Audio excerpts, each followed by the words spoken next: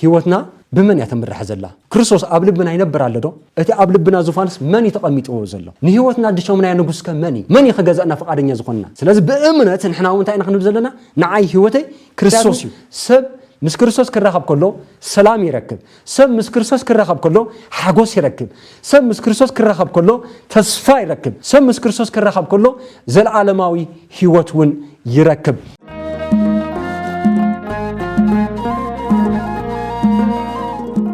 بسم الله وولد ومنفس قدوس هذا أملاك آمين نعي هوتي كريستوسي فيليبي معرف حدا قطر 21 بمجمرتا نايغزابير بيتسب نايغزتنا قدس لنا مريم فتوت زخونكم مؤمنه كريستيان هوريان اغزابير بشم غويتانا نمرحنينا يسوع كريستوس ملؤ سلام نعخاتكم يخون نيادينا قدس قدسان دنجل مريم رديتان برختان ابلعلي خلاتنا يحضر آمين ناي مستر ونا نزخونه እግዚአብሔር አምላክ ንኹላህና ሚስጥሩን ኸገልጸልና ንኸምህረና ዝተቀደሰ ፍቃድ ይኹነልና ንዓይ ህይወተይ ክርስቶስ እዩ እዚ ቃል እዚ በሐዋርያ ቅዱስ ጳውሎስ አቤት ማእሰርቲን ኮሎ ዝተጻሐፈ ዝተዘርበ ቃል እዩ ሰብ አቤት ማእሰርትን ሃለወ ይጭነቅ ሰብ አቤት ማእሰርትን ሃለወ ይፈርሕ ይሐዝን ጽልምት ምትይውን ይብሎ ሐዋርያ ቅዱስ ጳውሎስ ግን نعاي هوتي كريستوس يدو بحاجوسيو إذا قال زي زمسكر زلو أبزق قال زي نريقة تبعات هالو إمنة هالو تسفى هالو فقر هالو نعاي هوتي كريستوسيو بتعمز قرمكمي أما كرا خونكا أبيت ما أسرت خونكا بتبعات نعاي هوتي كريستوس يختبل كنديناينا إجزابير تسقى بالعليو خمسنا برا زمسكريو مخنياتو كريستوس أبلبو سلزنا برا كونتات أي جزءون لمون حدا قداس حطتاتنا عنا زملكات الله هيوتنا بمن يزمر راح يزلو بعالم دي ويس بكريستوس بأمنة دي ويس بفرحي بأمنة دي ويس بشبر أزين بعدنا خن حتى زقبة الناي نعنا هيوتنا بحق كريستوس دي ويس كالي هيوت لنا مخنياتو سب أبسفل على مويا زلو موسيقى زلو نعي هيوتي موسيقى خبر خيل أبسفل على تواصل زلو نعي هيوتي تواصل يخبر خيل إنه هاوري قدس باولس زمرت أمريكا أجن أزيت وادار زي بلو جيزاو زي كونه زل عالم وزخونه نينجسات نجوس دينك مكار حيال زخونه أملاخ ناي سلام حلقة زخونه يسوع كريستوس نعي هيوتي نسي مخنيات الله مخنياتو نعي هيوتي كريستوس يخبر كله كريستوس ما أخذ هيوته مخانو سلزرا قصي نزون بقلاتيا معرف كلته قطر 10 زركمنا إجزابير قال كم زيبل جناخ كريستوس يو أباي زنبر زلنبر دقيم أنا أيكون كون زنبر زلخو لذا أنا زنبر زلخوس بخريستوس مخنياتيو أنا بيهو زنبر زلخوس كريستوس لذا فقدي كريستوس هيوس لذا خانن يلو لذا أماني باولوس كم زخبل كله نايك أدم هيوتو حاديجو كريستوس أبلبو كنبر يزفقده مخنيات زمالت حسابي كريستوسيو أنا نعي هيوتي كريستوس يخبل كله كل حسابي كريستوسيو نمالت دليل مخنياتو هذا تفكر سب كل جزء خات حسبه كل جزء خات تذكره مخنياتو فقر قبل بخاسل زلوا سلازي حساب ناي كريستوس من يرو هذا قدس باولوس نزيون أنا ناي كريستوس لبلني له بتبعز مسكرنا أنا ناي كريستوس حساب علني نحنا حسابنا أنت يخون نحنا لبخ خمي يخون ناي كريستوس لبكو تحتي ناي كريستوس لبكو لواهي ناي كريستوس لبكو نسبات زرهريو ناي كريستوس لبي نسبات زدنقتي زحزني ناتيناتكم لبخه كم كريستيان ناتيناتكم لبتا يمثل لبنا ناي كريستوس دي ويس ناي فرعون مخنياتو اب زماننا نري زلنا ولد نولادو قتل حون حفتو قتل كقاتاتل ابرئسي غربابتو خچكن ابرئس حو خچكن ابرئس حفتو خچكن بخاره خزالازل يخطري مخنياتو نسو كريستيان نتباله مالتي كريستيان كوينكم وحاو مسقل انطلطيلو كريستوس زامن سمخانو እና ራይ بچካነ بጥይት እናደፈው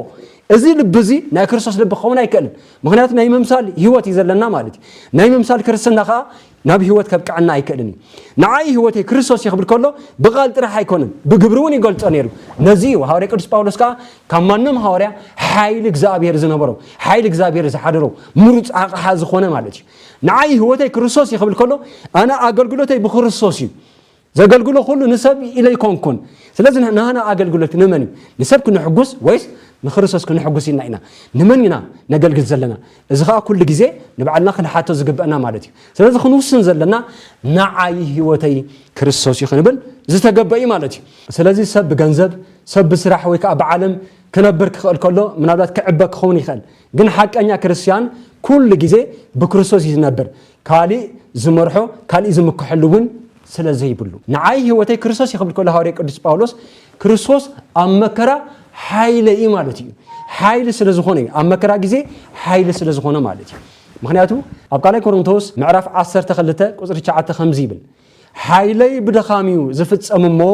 ጸጋ ያአخለካ ጸጋ አምላክ ካብ ደኻም ደቂ ሰባት ኣዝዩ ዝዓበየ ምዃኑ ዘመሃረና ዘሎ ማለት እዩ ከመጠን ኣመንቲ ኣመክራውን እንትኾነ ሓይሊ ክርስቶስ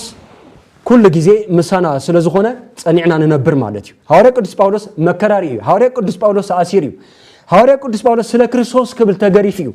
እንተኾነ ግና ተስፋ ከይቆረጸ ከመሲ ህይወት ክርስቶስ ስለዝኾነ ንዓይ ህይወተይ ክርስቶስ ስለዝበለ ለሙን ንሕና ጸገም ከጋጥመና ይኽእል እዩ ሕማም ከጋጥመና ይኽእል እዩ ጭንቀት ክበዝሐና ይኽእል እዩ ሓይልናን ተስፋናን ክንገብሮ ዝግባእ ግን ክርስቶስ እዩ ማለት እዩ ንዓይ ህይወተይ ክርስቶስ ይኽብል ኮለ ሐዋርያ ቅዱስ ጳውሎስ ክርስቶስ ሓቀኛ ህይወት ስለዝኾነ መገድን ሓቅን ህይወትን ኣነ ከም ዝበለ ኣብ ዮሐንስ ወንጌል ምዕራፍ 14 ቁጥር 6 ሓደ ካብቶም ንጹራት ኣዋጅ መንነት ኢየሱስ ክርስቶስ እዩ ንሱ መንገድን ዝጠፍኡ ፍትሕን ሰኣኑ ከዓ ሓቂ ኮይኑ ህይወት ከዓ ብመንፈሳውነት ዝሞቱ ናይ መንፈስ ሙታት ንዝኾኑ ህይወት ንኽበና ቃል ዝኣተወና እዩ ማለት እዩ እቶም ብኡ ንውከል ብኡ ንኣምን ብኡ ንተኣማምን ከዓ ናይ ዘለኣለም ህይወት ሕብረት ከዓ ምስ እግዚአብሔር ከም ዘለና ዝምስክር ህያው ቃል ስለዚ ዓለም ሰላም ክትበና ይትኽእልና ዓለም ገንዘብ ክትበና ትኽእላ ግን ሙሉእ ሓጎስ ክትበና ይትኽእልና ሓቀኛ ህይወት ግን ኣብ ክርስቶስ ጥራሕ ይዝርከብ ምክንያቱ ሰብ ምስ ክርስቶስ ክራኸብ ከሎ ሰላም ይረክብ ሰብ ምስ ክርስቶስ ክራኸብ ከሎ ሓጎስ ይረክብ ሰብ ምስ ክርስቶስ ክራኸብ ከሎ ተስፋ ይረክብ ሰብ ምስ ክርስቶስ ክራኸብ ከሎ ዘለዓለማዊ ህይወት ውን ይረክብ ምክንያቱ ሰላም ይረክብ ክንብ ከለና ኣብ ኤፌሶን ምዕራፍ 2 ቁጥር 14 ከም ይብል ንሱ ሰላምና እዩ ንሱ ሰላምና እዩ ክርስቶስ ከዓ ከምዚ ልመስኪርልና እዩ ሰላም ሓድገልኩም ሰላመይውን እህበኩም ኣለኹ እታ ኣነ ዝህበኩም ዘለኹ ከምቲ ዓለም እትህቦ ኣይኮነን ልብኹም ኣይሸበር ኣይሰንብድን ይልና ስለዚ ክርስቶስ ኢየሱስ ክረኽቦ ከለና ንሕና ፍጹም ዝኾነ ሰላማዊ ህይወት ክንነብር ውሕስና ኣለና ማለት እዩ እዚ ጥራሕ ኣይኮነን ዘለዓለማዊ ህይወት ንረክብ ኢና ምክንያቱ ኣብ ዮሐንስ ወንጌል ምዕራፍ 3 ካብ 15 ጀሚሩ ከም ዝብል ቃል ኣሎ ብኡ ዝኣምን ኩሉ ናይ ዘለዓለም ህይወት ምእንቲ ክረክብ እምበር ከይጠፍእሲ ከምቲ ሙሴ ኣብ በረኻ ተመን ዝሰቐለ ከምኡ ድማ ወዲ ሰብ ክስቀል ይግባእ እዩ ኣምላኽ በቲ ሓደ ወዱ ዝኣመነ ኩሉ ናይ ዘለዓለም ህይወት ምእንቲ ክረክብ እምበር ከይጠፍእሲ ንወዱ በጃ ክሳዕ ዝህብ ክሳዕ ክንድዚ ንዓለም ኣፍቀራ ስለቲ ያው ቃሉ እግዚአብሔር ተመስገነ ይሁን ስለዚህ ዘለዓለማዊ ህይወት ንኽበና ውሕስና ይብልና ኣሎ ማለት እዩ ሐዋርያ ቅዱስ ጳውሎስ ንዓይ ህይወተይ ክርስቶስ ይኽብል ከሎ ሞት ውን እንተኾነ ረብሓ ኢሉ ምክንያቱ ጳውሎስ ሞት ኣይፈርሐን እንታይ እቲ ምክንያት ክርስቶስ ህይወቱ ስለ ዝገበረ ክርስቶስ ሙስኡ ስለ ዘሎ ኣብ ሮሜ ምዕራፍ 14 ቁጥር 8 ውን ከም ዝብል ናይ እግዚአብሔር ቃል ኣሎ ብህይወት እንተነበርና ንጎይታ ኢና እንነብር ወይስ እንተሞትና ንጎይታ ኢና እንሞት እሞ ብህይወት እንተነበርና ወይስ እንተሞትና ናይ ጎይታ ኢና ይዝብል ለያው ቃል እዚ ብህይወት ነበርና ውን ናይ ጎይታ ኢና እንተሞትና ውን ናቱ ኢና ሓደ ነገር ክነግረኩም ሓንቲ ወላዲት ኩሉ ግዜ ንመድኃኒ ዓለም ኢየሱስ ክርስቶስ ዘምልኻን ዝግዛኣን ከም ቃሉ ዝጓዓዛን ስለዚ እዚ ሰበይቲ እዚአን ኩሉ ግዜ እንታይን ዝብላ ኣነ እንተልኸውን ናቱ እየ እንተኸድኩውን ናቱ እየ ስለዚ ሞት ዘፍርሐኒ ነገር ኣይኮነን እየ ዝብላ ካብ ዕለታት ሓደ መዓልቲ ግን ኣጋጣሚ ኮይኑ ልክዕ ከም ዝኾነ ሰብ ዝሓምም ይሓማሞ ዝነብሩ ደቀን ሒዞም ከዓ ናብ ሕክምና ይወስድዎን ካብቲ ዶክተር ይሕክመን ኩሉ ዓይነት ምርመራታት ይገብር ካብ ኣብ መወዳእታ ግን ንዓን ዘይኮነስ ንደቀን ፀዊዑ ኣይ ዘነ ወላዲት እዚአን ሓሚመንኦ ዘለዋ ካንሰር ስለ ዝኾነ ብዙሕ ኣይትድከሙ ክደኽሙ የበልኩምን ተስፋ ስለ ዘይብለን ብዙሕ ተደይ ፅዕሩ ይድሓይሽ ኢሉ ይነግሮም እሞ ንበይነን ገዲፉ ምስኦም ክዛረብ ምስ ረኣያ ግን ዝኾነ ነገር ከም ዘሎ ተረዲአን ማለት እዩ እሰን ስነ ኣእምሮ ከይጉዳእ ኢሉ በቀጥታ ንዓን ዘይተዛረበን ኣብ መወዳእታ ዶክተር ፀዊዕና ንምንታይ ኢኹም ሕሽኽሽኽ ትብሉ ዘለኹም መፂኹም ደንጎርኒ ዝኾነ ነገር ታዘላ ሰብ ኣላ ምንም ወላ ሓንቲ ዘፍርሕ ነገር የብለይን ኣነ ኮ ናይ ክርስቶስ ምዃነ ይኣምን ስለዚ ትምርመረኻ ሃበኒ ምንም ፀገም ዘለዎ ነገር ኣይኮነን ቪዛስ ሃበኒ ይብሎ ታይ ቪዛ ትምርመራስ ሃበኒ ውፅኢተይ ናብ ክርስቶስ ዝኸደሉ ቪዛ እምበር ኣነ ወላ ሓንቲ መርዳ ኣይኮነን እዚ ስለዚ ወላዲት ከም ዝበለ ሕማም ስለዚ ሓመምከን ብዙሕ ዘፅንሕ ኣይኮነን ኢለ ሰጊአከኒ ኣነ ስለዚ ፈርሕ ክኾነ ይብለን ዘፍርሕ ነገር የብለይን ኣነ ናብ ክርስቶስ እዩ ዝኸይድ ህይወተይ ንሱ እዩ ንዓይ ህይወተይ ክርስቶስ ኢለን መስክረ እዚስ ኣብ ዘመንና ዝረኣናዮ እዩ ማለት እዩ ማዕረኽ እንዴናይ ናይ እምነት ሓይሊ ከም ዝነበረን ዘን ወላዲት ዘረድአካ ስለዚ ንሕና እውን ተባሃልናዮ ኢትፍርህዋ ለሞት ፍርህዋ ለሃጢአት እዩ ክንፈርሖ ዝግበአና ሓጢአት እምበር ክንፈርሖ ዝግበአና ሞት ኣይኮነን ምክንያቱ ናይ መወዳእታና ስለ ዘይኮነ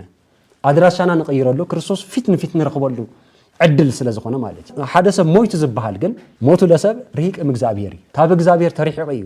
ሰብ ሞይቱ ዝበሃል ስለዚ ክንፈርሖ ዝግበአና ክፍኣት ክንፈርሖ ዝግበአና ሙስሊምነት ክንፈርሖ ዝግበአና ተንኮል ክንፈርሖ ዝግበአና ሕስድና ክንፈርሖ ዝግበአና ኣብ ናይ ሰብ እንጀራ ኣቲኻ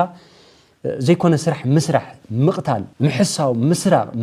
ዝተፈላለዩ ዓይነት ግፍዕታት ምስራሕ እዚና ክንፈርሕ ዝግበአና ኣብ እግዚአብሔር ኣምላኽ ሓደ መዓልቲ ከከም ግብርና ስለ ዝፈድየና ማለት እዩ ስለዚ ንሕና ክርስቲያን ሞት ክንፈርሕ ዘይኮነስ ናብ ክርስቶስ ንኸደሉ ምስ እግዚአብሔር ሕብረት ንፈጥረሉ ስለ ዝኾነ ንሕና ሞት ክንፈርሖ ኣይግባእን እዚ ክንብል ከለና ሞት ንዓና ረብሓ እዩ ክንብል ከለና ሞት ተመኒና ሞት ስለ ዝደለናዮ ኣብዚ ዕድመና ክንከይድ ስለ ዝደለና ኣይኮነን ነገር ግን ዘፍርሕስ ነገር የብልናን ተለና ናይ ጎይታ ኢና ተኸድና እውን ናይ ጎይታ ኢና ማለት እዩ በዚ ክንጽናዕና እዩ ዝግበአና ስለዚ ሐዋርያ ቅዱስ ጳውሎስ ናይ ዘለዓለም ህይወት ብክርስቶስ ስለ ዘለዎ ሞት ዝበሃል ኣይፈርሕን ንዓይ ህይወተይ ክርስቶስ እዩ ሞት ተኾኑ ረብሓ እዩ ዝበለኻ በዚ ምክንያት ሞት መንገዲ ገይርዎ ማለት እዩ ስለዚ ዘፍርሕ ነገር የብልናን ስለዚ ኣብ ቅድሚ እግዚአብሔር ደው ኢልና ምስ እግዚአብሔር ንራኸበሉ እቲ ናይ ፍጥረት ናፍቆ ዝኾነ ክርስቶስ በኣካል ንረኽበሉ ስለ ዝኾነ ዝተፈለየ ዓለም ዝተፈለየ ሓድሽ ህይወት ንነብረሉ ስለ ዝኾነ ሞት ዘፍርሐና ነገር ክኾን የብልን ስለዚ ንሕና ብድፍረት ብትብዓታይ ክንብል ኣለና ንዓይ ህይወተይ ክርስቶስ እዩ ክንብል ዝተገበኢ ማለት እዩ ስለዚ ሐዋርያ ቅዱስ ጳውሎስ ዘርእየካ ታይ ዱልዱል እምነት ከም ዝነበረ ኣብ ድሕነቱ ይተኣማመን ከም ዝነበረ ህይወቱ ኩሉ ንእስነቱ ኩሉ ዝሃበሉ ምክንያት ከዓ ናይ ዘለዓለም ህይወት ከም ዝረክብ እርግፀኛ ስለ ዝኾነ ማለት እዩ ስለዚ ንሕና እውን ካብዚ ሐዋርያ ቅዱስ ጳውሎስ ተማሂርና ንዓይ ህይወተይ ክርስቶስ እዩ ክንብል ግቡእ ማለት እዩ ስለዚ ክርስቶስ ማእኸል ህይወትና ክኸውን ኣለዎ ሓቀኛ ሓጎስ ንክርስቶስ ኣብ ምግልጋል ከም ዝርከብ ኣብ ኣገልግሎት ናይ ኣእምሮ ሰላም ከም ንረክብ ካብ ክርስቶስ ዝርከብ ፀጋ ከም ንረክብ እዩ ዘረድአና ስለዚ እሙን ኣማኒ ሓቀኛ ዝኾነ ኣማኒ ሞት ክፈርሕ ኣይክእልን እዩ ማለት እዩ ምክንያቱ ክርስቶስ ምስኡ ስለ ዘሎ እዚ ምድራዊ ነገራት ብግዛውነት ዝሓልፍ እዩ ንሕና ንወርሶ ግን ዘለዓለማዊ ህይወት ዝኾነ ምስ ክርስቶስ ኢና ንነብር ናብራና ከም መላእክቲ እናመስገና ንብረሉ ህይወት ስለ ዝኾነ ስለዚ መዓልታዊ ኣካይዳና መዓልታዊ ኣገልግሎትና ንኽብሪ ኣምላኽ ክኸውን ይግባእ ማለት እዩ ስለዚ ንሕና ክንገብሮ ዝግበአና ህይወትና ብመን ያተምርሕ ዘላ ክርስቶስ ኣብ ልብና ይነብር ኣሎ ዶ እቲ ኣብ ልብና ዙፋንስ መን ይተቐሚጥዎ ዘሎ ንህይወትና ድሾምና ንጉስከ መን ይኽገዛእና ፈቃደኛ ዝኾንና ኢልና ንባዕልና ክንምርምር ህይወትና ንኽብሪ ኣምላኽ ድዩ ዘሎ ስለዚ ብእምነት ንሕና እውን እንታይ ኢና ክንብል ዘለና ንዓይ ህይወተይ ክርስቶስ እዩ ንዓይ ህይወተይስ ክርስቶስ እዩ ክንብል ዝግበአና ማለት እዩ ለዚ ንሕና ናብዚ ብቕዓት እዚ ክንመፅእ ናብዚ ናይ እምነት ትብዓት እዚ ክንመፅእ ከም ሐዋርያ ቅዱስ ጳውሎስ ጸሎት የድልየና ጸሎትና እውን ከምቲ ክርስቶስ ለምኑ ክወሃበኩም ድለዩ ክትረኽቡ ኢኹም ኣንኳሕኩሕ ክፈተልኩም ዝበለና እግዚአብሔር ዘይሰምዕ እዝኒ የብሉ እዝኒ ዝተኸለስ እዩ ዓይኒ ዝፈጠረ እሱ እዩ ስለዚ ሰምዐና ኣምላኽ ስለ ዝኾነ ኩሉ ግዜ ኣብ ጸሎትና ህይወትና ንዓኻ ክኸውን ሓግዘና ኣብ መከራና ሓይሊ ኹነና ክንብሎ ኣብ ድኻምና ፀጋኻ ኣይፈለየና ልብና ብፍቕርኻ ይመላእ ምሉእ ብምሉእ ብፍቕርኻ ዝተመልአ ይኹን ኩለንተናና ንዓኻ ንክንህብ ቁራፃት ክንከውን ክንውስን እግዚአብሔር ኣምላኽ ትብዓትካ ሓይልኻ ሃበና ኢልና ሓይሊ መንፈስ ቅዱስ ክንልምእ ዝተገበአ እዩ ማለት እዩ ንዘለዓለም ምሳኻ ክንነብር ካብ መገድካ ከይንወፅኻ ኣፅንዕና እናበልና ናብ እግዚአብሔር ክንጸልይ ይግባእ ስለ ሐዋርያ ቅዱስ ጳውሎስ ብምኽንያት እዩ ንዓይ ህይወተይ ክርስቶስ እዩ ዝበለ ስለዚ ንሕና ከዓ ምእመና እንታይ ክንብል ይግባአና ንዓይ ህይወተይ ክርስቶስ እዩ ካብ ክርስቶስ ዝበልፅ ማንም የለን ካብ ክርስቶስ ዝበልፅ ሽም ማንም የለን ስለዚ ተስፋና ንሱ ስለ ዝኾነ ንዓይ ህይወተይ ክርስቶስ እዩ ስብሐት ለእግዚአብሔር